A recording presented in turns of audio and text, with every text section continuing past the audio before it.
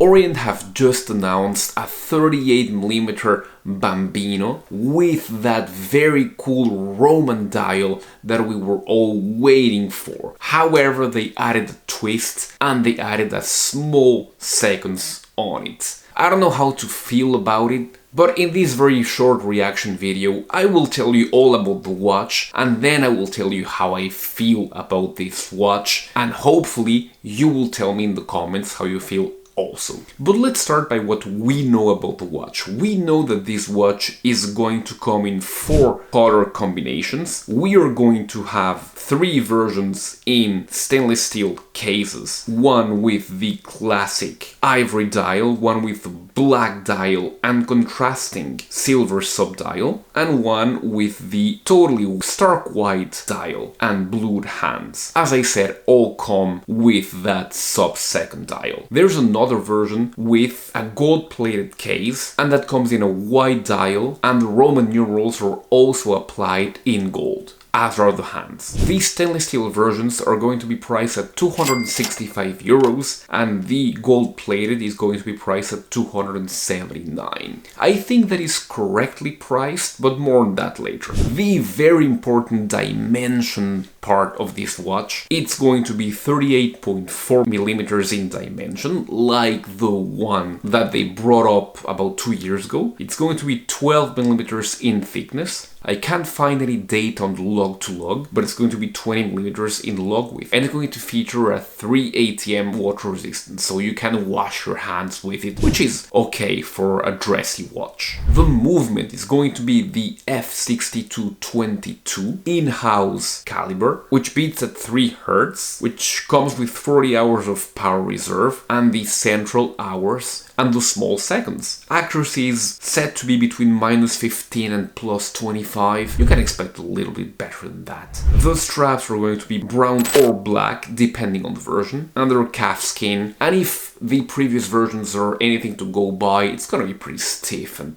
pretty low quality, something that you have to change if you actually do like this watch. Let's go to the second very important part, the dials. As you can see, the dial is exactly what we had, for which is arguably the best looking of all the Bambinos they have made, the second generation, second version. That dial was, according to me at least, and according to many people, I think it is most people's favorite Bambino.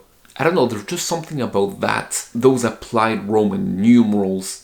It is a bit cluttered, but on the 40.5mm diameter case, and with a central seconds hand, and especially on that ivory version, it did work. It was just very, very nice looking, very pretty. The other black and white versions were okay, but the ivory version was the one to have. Here, when you look at these versions, here what they have made is they have made an amalgamation of that second generation, second version, with a later version with the small seconds. And I believe that the trouble starts there. I believe that this dial at 40mm was just beautiful. When you shrink it down, when you add the clutter of the small seconds, there's just a bit too much on that dial. I'm not saying it's ugly, I'm just saying that it's a bit busy. I just hope they had kept these central seconds. And in any case, I think that in this version, from all the 3 colors, I believe the color that works the best, at least for me, is the white dial version. I don't know why it is. Usually I go for the ivories, as I did when I picked up the original 38mm, but I don't know, it just looks better for something. Maybe it somehow looks a bit less cluttered. It's gotta be something like that. But anyway, this time around, you have a transparent case back through which you can see the 6722 movement, which is okay. There's nothing pretty about that movement, of course, but at least people that are starting in this passion can see the movement. So yeah, the first thing that I can see just by seeing at pictures of this watch is that clutterness, is that even the word, of the watch. I just hope they had gone for the central seconds. That would have been, I think, the correct choice. I see what they were going for, and maybe in person it looks better, but looking at the pictures, I can see that it does look a bit cluttered. And I really have to find a synonym for that word. Busy, let's say. It does look a bit busy. The black dial version with the silver small seconds, yeah, it kind of works. I have seen some vintage watches do that. Yeah, I think they all kind of work, but I think they could have been so much better with its central seconds. And maybe by looking at these pictures, I wonder if the applied Roman numerals were not shrunk compared to the original version. Maybe they weren't, because they look a bit big for this dial. But maybe it's just my impression. I really have to see one to be able to really compare. In case I haven't mentioned, this comes with a mineral crystal, a dome mineral crystal, and it all comes at 265 euros. I'm not going to mention the gold-plated version because that is not a lot to my taste. You can look at it, it's okay. I think it's going to find its crowd, but I'm not very keen on those kind of gold-plated watches. I think that most of you guys are looking for stainless steel watches. When you flip the watch, you can see something very interesting. You can see that this watch is made in Thailand, and they do display that. They didn't used to display that before, and I did know that Epson, which is the parent company of Seiko and Orient, had manufacturing facilities in Malaysia. I did know that they made some parts in Thailand. I did not know that they were starting to make watches in Thailand. Guess that China is starting to get a little bit expensive, but that's a little bit weird. But yeah, maybe I'll have to look into that, see what's happening. Maybe these big conglomerates are moving their manufacturing facilities away from China now. Maybe it's a political thing, maybe it's becoming too expensive. Who knows? Maybe we'll have to research about that a bit more. Let's talk about pricing.